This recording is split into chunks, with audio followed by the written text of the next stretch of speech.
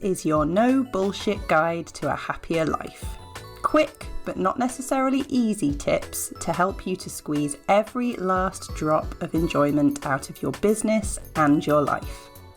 My name is Helen Calvert. I'm a coach, a business owner and a parent, and I'm so happy to be here with you. I do swear occasionally, as the title suggests, so pop in your headphones if I'm not safe for little ears. Ready to go? Let's do this. This episode is sponsored by Charlotte Mountford of Badger Education. Charlotte is a neuroaffirming autism education consultant aiming to develop and support neuroaffirming teachers. She has over 20 years of specialist autism teaching experience both in the UK and overseas. Charlotte works with education staff to improve their knowledge of how to affirm, support and nurture their autistic pupils so that settings and classrooms are calmer and better regulated for all. Her Support and Nurture for Autistic Pupils Facebook group is a space for all education staff to learn about and develop neuroaffirming approaches towards supporting autistic pupils in education settings. It includes free resources, training and webinars from experts and the community. The education system is such a challenge for so many at the moment. There's so much that doesn't work for the pupils and the staff. Charlotte believes it is possible to make changes that improve things, and she is working hard to do just that. Find Charlotte on Facebook at her page Badger Education-Inclusive Support, or on Instagram at badger.education, and find all of these links in the show notes for this episode. Hello and welcome to this episode where we are going to be talking about parenting when you are neurodivergent. So this is not about having neurodivergent children, although if you are ND, you probably do have neurodivergent children, but this is about us as parents and what that is like when we are neurodivergent.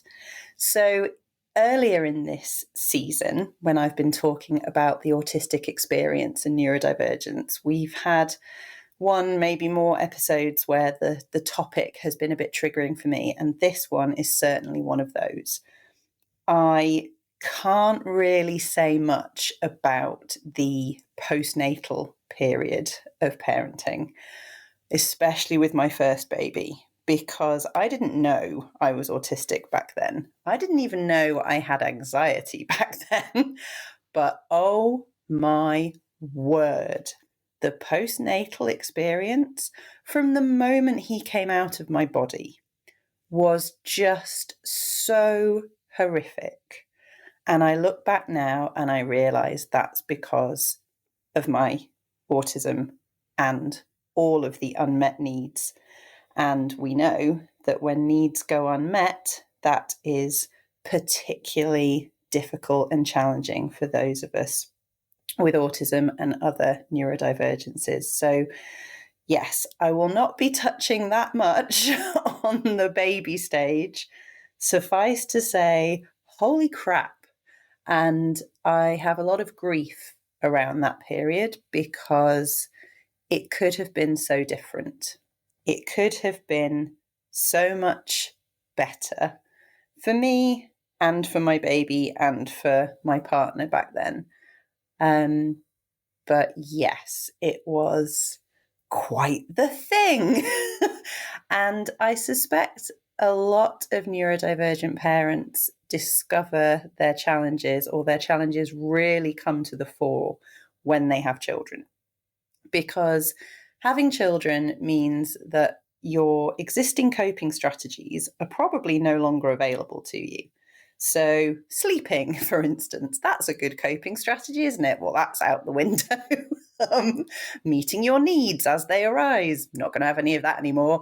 So yeah, I think it really strips away our ideas about perhaps how well we're doing, and we can see things very clearly. And even if you're not neurodivergent, if you have any kind of mental health challenges, they will absolutely come to the fore when you have that baby. So my advice to people thinking about having children is always do the work first, get yourself into therapy, even if you don't think you need it, because Whatever's lying under there will come out when that baby arrives. But then the children get a little bit older. Some people tell you it gets easier, some people say it doesn't. And the reason that those messages are so different is because it all depends on what we find hard. I have never found anything about parenting as hard as I found the newborn days. So I will always tell people it gets easier because it did for me. But if it is different things that you find challenging, you might have a different experience. But for me, it has got easier and easier as they have got older. My children are now 14 and 12. They are excellent company, and parenting is still hard, but I know exactly why now. And it doesn't really have that much to do with their behavior anymore at all. They're little stars. So a lot of things have got easier. But there are things that are still the case. And as I touched on just then, one of the things that is a real challenge when we have children is our needs going unmet. Now, that in itself is a massive discussion. I have done a number of episodes that talk about our needs, how to identify them, how to get them met. When we have needs, when we're neurodivergent, those going unmet causes enormous distress. When we are unable to meet those because of the needs of our children, it is hard as hell. Because not only do we have needs that can't be met, but then we feel guilty because we end up resenting our children, and then we feel terrible, and then we're off to the races with a whole headfuck of all kinds of God knows what going on, simply because we cannot meet some fairly basic, probably, or possibly more complicated needs. And it is really hard. I always say to people that I love my children, but I hate the job of parenting. Anyone who talks about not enjoying parenting will always say, but I love my kids, as though that was ever in any doubt. Loving your children and how you feel about the job of parenting are two completely different things. And it is absolutely okay to hate the job because, like a lot of jobs, it is not set up for neurodivergent people. Certainly not the way we're expected to do it in this modern world. So unmet needs, really, really challenging. Sensory overload. I mean, wow. And as I say, if we're neurodivergent, our children probably are as well. So they're going to monologue, they're going to have meltdowns, they're going to hyperfocus on something that we don't care about at all. The sensory overload is real. My goodness. And that's before we talk about going to things like playgroups and soft play and other hellscapes of nightmarish proportions. The sensory overload is enormous. We're being touched all the time, especially when they're babies. We're holding them so much. We might be far too hot a lot of the time. These things are ridiculously uncomfortable when you're neurodivergent. They are not just inconvenient. And then the lack of sleep. And that could be in the baby days, or you might have a child that struggles with their sleep for a very long time. The lack of sleep, even when it moves on from that stage of horrific kind of baby waking up in the night, but simply not being able to sleep until we want to, being woken up when we're not expecting to be. These are just parts of parenting, but they can cause real distress. Tiredness causes me enormous emotional distress. I don't feel tired in the sense that my body feels like it needs to sleep. Instead, I feel enormous emotional distress, and I have to remind myself it's probably tiredness because it feels as though there are real, huge problems in my life that I cannot solve. And fortunately, those close to me are now able to identify that as tiredness. Again, you can imagine what the postnatal period may have been like. Absolutely awful. And then so little chance to reset. Because as ND people, we need that time to just zone out, to numb, to scroll, to watch whatever crappy TV we want to watch, and to reset our brain. And that may not be accessible with children. I have to say, Getting divorced is one of the best things I've ever done for all kinds of reasons, but not least because I now have 50-50 childcare. So half of my life is now spent without my children. And for me, that has been an absolute lifesaver. I'm really not convinced I could have continued being around them 24/7. And I know that for a lot of people, that would be such a challenging thing to admit. But I can't be around anyone 24/7. It is because they are little people in my space, nothing to do with who they are as humans. The other reason it can be challenging being a parent when we are neurodivergent is, of course, then the kids go to school. And anyone who has a child at school will know that schools like to bombard us, absolutely bombard us with communications. Not only do they email about every little thing that may or may not be relevant to your child, every little thing, they also compose those emails in such a convoluted and complicated way that the headspace required to manage school communications is outrageous.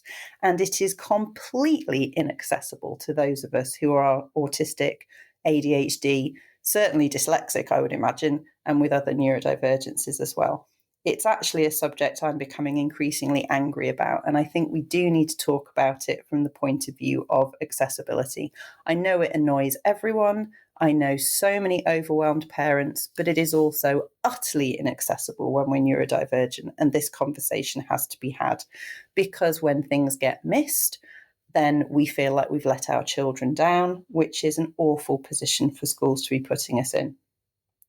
I have certainly learned that I need to teach my children's schools how to look after me so that I can look after the children. And I think that understanding the support that we need as parents is so, so important when we're neurodivergent, because we are actually the very best people to support our kids. We really are. But if we are going to provide them with all the support that they need in their neurodivergence or in any of their challenges, then we need support for ourselves. And it really is that support that I feel is so important, much more important than finding additional support for our kids. That can be necessary, and if it is necessary, it's vital. But we really are their best support system in most cases, but we need backup ourselves. The good news is that we, of course, have so much understanding to offer to our children. If our kids are neurodivergent, well, we get it, don't we? And even if they're not, we tend to have such emotional insight, such depth of insight because of what we've been through. We have so much to offer them. And for me, it really has been important to just have those vulnerable conversations with my kids and to make sure they understand that I get it. What they're going through, I go through as well. I understand. I don't pretend that things are okay when they're not. I don't pretend that what the school is doing is okay when it's not. I don't pretend that people wanting hugs from them is okay when it's not, bodily autonomy, all those kinds of things. We really do have a deep understanding of all these topics, and that makes us such powerful parents, even though we often feel like we're on our knees and not doing a brilliant job. Something to remember, and this is for all parents, it's not the mistakes we make that mess our children up. It's when we don't repair. Whatever mistakes we make, if we then say to our kids, my God, I made a mess of that, didn't I? I'm so sorry. And I see that it upset you, and let's see if we can fix it. Then our kids are going to be fine. It's when we say, I didn't do anything wrong. That wasn't me. What's the matter with you? Get over it. Stop crying and leave them alone in their misery. That's when we mess our kids up. So I hope that is reassuring for any of you who are struggling through parenting like I have been, and just doing our very best for our children whilst trying to do the very best we can for ourselves. It is incredibly hard.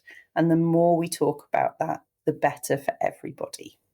So if you are a neurodivergent parent, or any parent, because it's not easy for anyone, is it?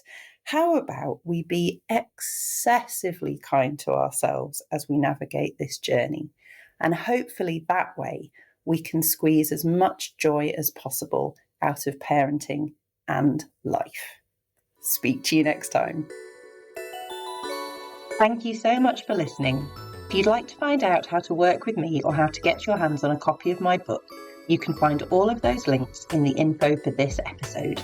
My huge thanks to Stephanie Ward of the Spicy Brain Collective for sponsoring the whole of this season of the No Bullshit Guide to a Happier Life. You can also find out more about Steph's collective for neurodivergent business owners via the links in the episode info.